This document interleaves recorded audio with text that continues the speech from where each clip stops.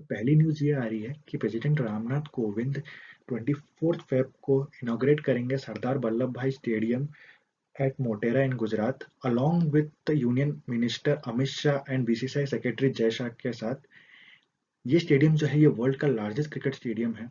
इससे पहले जो लार्जेस्ट क्रिकेट स्टेडियम था वो था मेलबोर्न क्रिकेट ग्राउंड, जिसकी सिटिंग कैपेसिटी थी 90,000 कैपेसिटी, और इसकी कैपेसिटी है 1,10,000 कैपेसिटी। और ये वर्ल्ड का लार्जेस्ट क्रिकेट स्टेडियम तो है ही, साथ ही साथ ये वर्ल्ड का सेकंड लार्जेस्ट स्टेडियम भी है।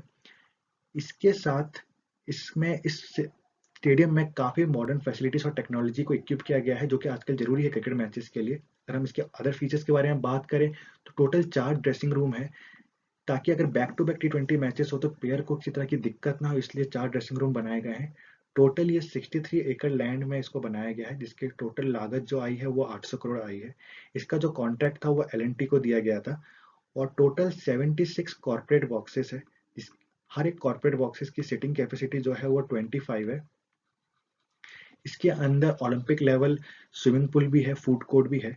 टोटल 11 क्ले पिचेस है, जिसमें से 5 black soil and 6 red soils है।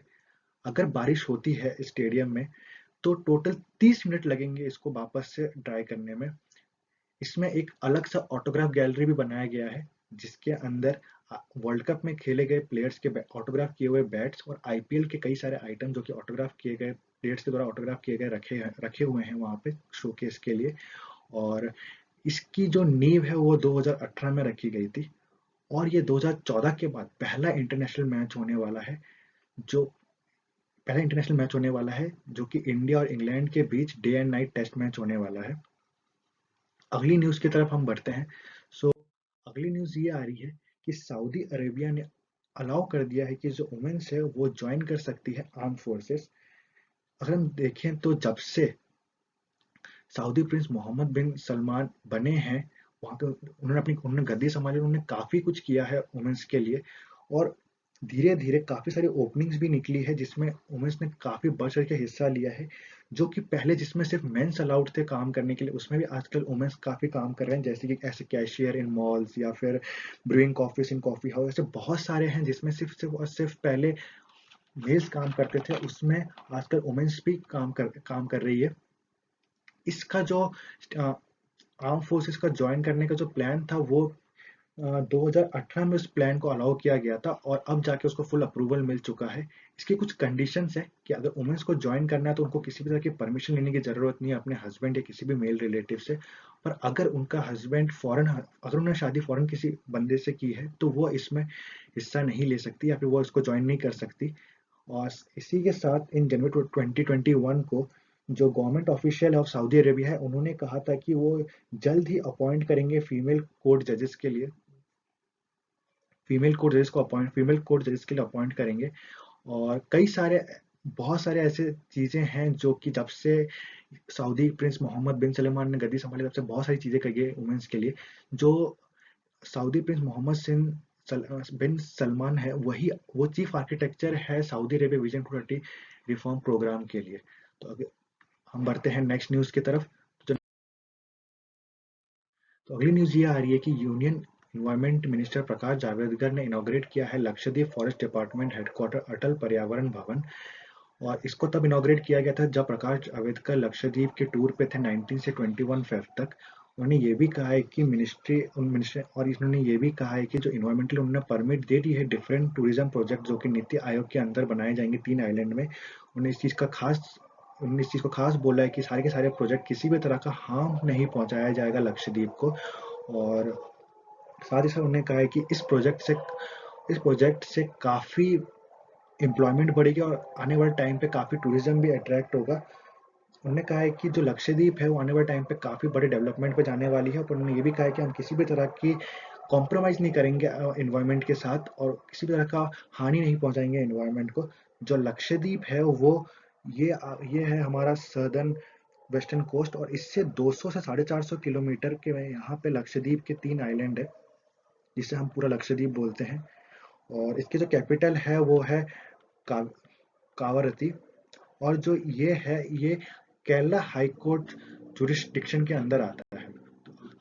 अब हम नेक्स्ट न्यूज़ की तरफ अगली न्यूज़ ये आ रही है कि मिनिस्ट्री ऑफ डिफेंस ने ट्यूसडे को क्लियर किए हैं domestic military purchase worth rupees 13,700 crore, जिसके अंदर मेन जो होगा वो ये टैंक होगा अर्जुन MK1। अगर आपको याद हो 14 फरवरी को जब मोदी जी तमिलनाडु गए थे तब उन्होंने चेन्नई में इस टैंक को हैंड ओवर किया था इंडियन आर्मी को। ये टैंक इंडिजिनसली डेवलप है बाय DRDO।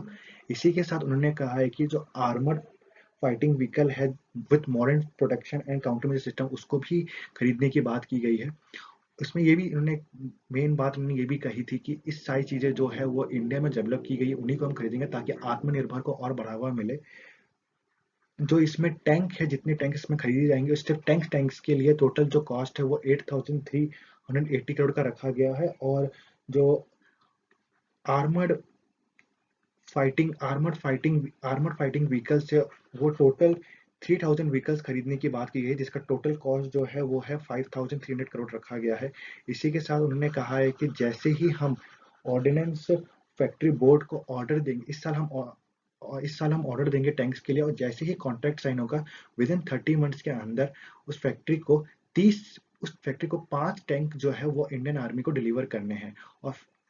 और कई सारे प्रपोजल की बात की गई है जो कि अभी तक क्लियर नहीं है, पर कुछ कुछ पता चले हैं, जैसे कि 2293 Nag anti tank missile, 13 modified ICB जिसे हम नाग मिसाइल कैरियर या फिर नामिका भी बोलते हैं, 8 मीडियम पावर रडार जिसको हम अरुड्रा बोलते हैं, और प्रैक्टिस एमिनेशन फॉर T90 और T72 टैंक्स के लिए। तो अगली न्यूज ये आ रही है कि भारत फोर्स ने 22 फरवरी को global aerospace and technology firm Paramount group के साथ एक डील साइन की है, जिसके अंदर वो काम करेंगे आर्मर्ड व्हीकल्स के ऊपर। इन दोनों कंट्रीज ने ये डील साइन की है इंटरनेशनल डिफेंस एक्सपो जो कि अबू धाबी में हो रहा है। और इसी के साथ जो भारत फोर्स के MD है अमित कल्याण, उन्होंने कहा है कि जो कल्याणी M4 ये वाली आर्म्ड व्हीकल है उसमें बहुत सारे बदलाव किए जाएंगे, उसको एक नया जनरेशन आएगा जिसमें बहुत सारे टेक्नोलॉजी से इक्विप्ड होगा ये। और इसी के साथ उन्होंने कहा है कि जो ये अभी करंट कल्याणी M4 है इसके अंदर कैपेसिटी है कि ये जो 50 किलो का IED ब्लास्ट ये झेल सकता है, और भी कई सारी जो रफ टेरेन और इसमें भी चल सके वो चीज़। और जो पैरामाउंट ग्रुप है वो भी आर्म व्हीकल्स के ऊपर काम करती है, तो काफ़ी अच्छा रहेगा इंडिया के लिए कि अगर दोनों कंट्रीज मिलकर एक बहुत ही बेहतरीन आर्म व्हीकल बनाए ताकि हमारे डिफेंस फोर्स के लिए फायदेमंद हो। और अगर हम बात करें पैरामाउंट ग्रुप की, तो पैरामाउंट ग्रुप है वो साउथ अमेरिका ग्रुप है,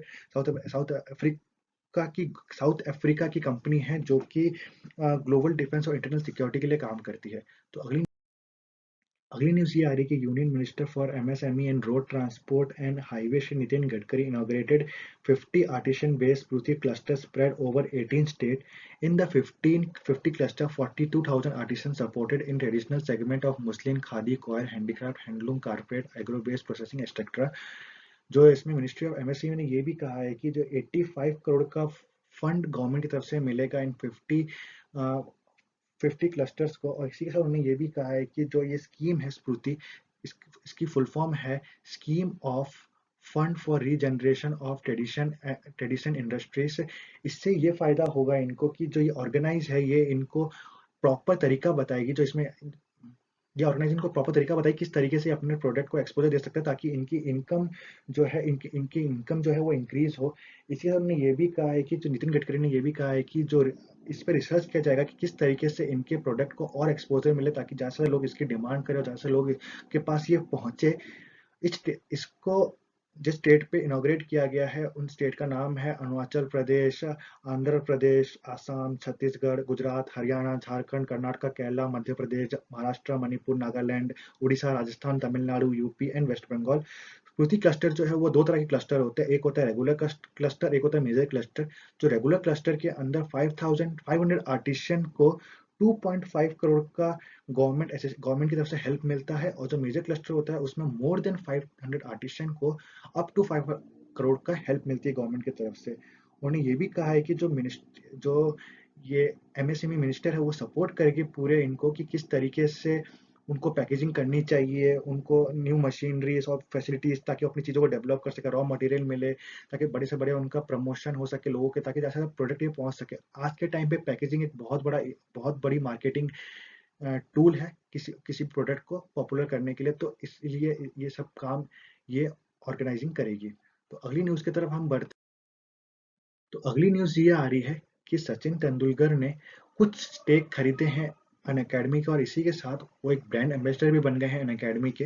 अनअकैडमी एक लार्जेस्ट ऑनलाइन एजुकेशन प्लेटफॉर्म है।